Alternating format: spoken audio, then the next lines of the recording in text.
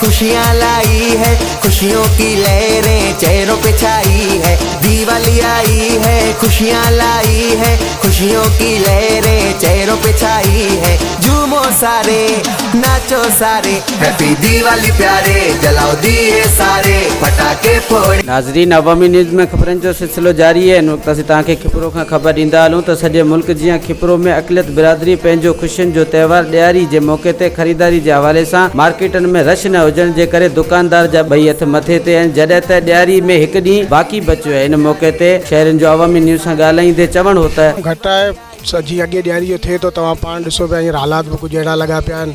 नई फसलुनि जो मज़ो आहे, न ॿियो आहे, माण्हुनि वटि पैसो आहे कोन जो वीचारा ॾियारी ख़रीदारियूं कनि। मिड़ई सादगी सां कमु हले पियो, पर माना इहो आहे शुक्र आहे पोइ बि कमु हले पियो, सुठो आहे, सही है। कुछ कपड़ा वपड़ा खरीद कर आया हूँ, पर हाँ मार्केट जो हाल ॾिसूं था तो सफ़ा महंगाई लगी पई है।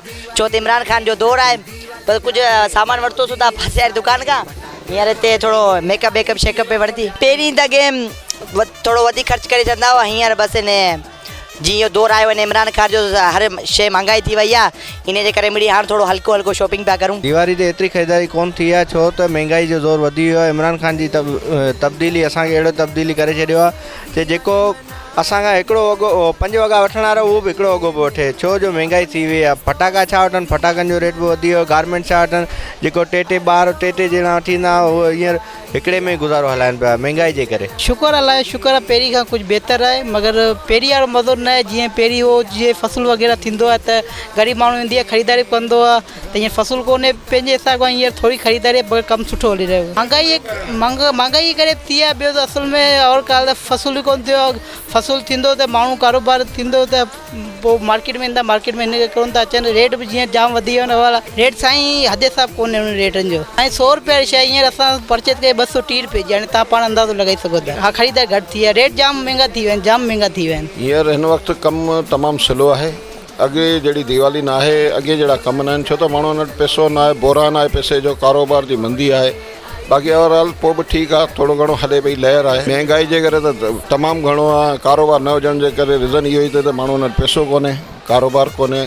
अगी भेंट में 25% कम मस है इनमें। भाई ये अभी जो धंधा है ना बहुत स्लो चल रहा है, समय हालात के वजह से इतना नहीं है काम, बस गुजारा हो रहा है गरीब आदमी का, समझो। बस यहाँ कोई कारोबार है ही नहीं, जो पैसा लोगों के पास नहीं है इतना, तो इसीलिए धंधा है नहीं। ॾियारी हवाले सां ख़रीदारी त हिन वक़्तु तमामु ज़ोर घटि आहे, छो त महांगाई वधी वई आहे ऐं मौशियत जो हाल ॾाढो बुरो आहे। ऐं हिन वक़्तु जेको आहे रुझान तमामु घटि आहे ख़रीदारी ते, पहिरीं खां तमामु घटि ख़रीदारी कई आहे। माना इहा त 50% घटि ख़रीदारी। महांगाई तमामु घणी आहे ऐं माण्हू जेको अॻे जेको 4 वॻा वठंदा हुआ हाणे 2 पिया वठनि। ऐं जेको आहे फटाकनि जी ख़रीदारी बि तमामु घटिताई आई आहे। ऐं हिन वक़्तु जेको आहे इकोनॉमी ॾाढी ड्रॉप आहे ऐं ज़राइत जो बि हाल बुरो थियो आहे ऐं हिन सां ॾाढो असरु थियो। असां त गवर्नमेंट खां इहो मुतालबो कंदासीं त असांखे जेको आहे रिलीफ ॾिनो वञे ऐं असां बि अकेलेती आहियूं, असां बि हिन मुल्क जा हिसेदार आहियूं। त जीअं सिंध गवर्नमेंट मुलाज़िमनि खे जेको आहे रिलीफ ॾिनो आहे, एडवांस सैलरी जो असां तमामु घणा थोराइता आहियूं। ऐं वफ़ाक़ खे बि इहो क़दम खणणो हो, वफ़ाक़ इहो क़दम न खयो आहे, सिर्फ़ु सिंध गवर्नमेंट खयो आहे, छो त अकेले जेको आहे सिर्फ़ु सिंध में न आहे, पूरे पाकिस्तान में आहे। वधीक ख़बरनि ऐं तफ़सील जे लाइ विज़िट कयो असांजी वेबसाइट awamiNewsHD.com ऐं ॾिसंदा रहो अवामी न्यूज़ HD।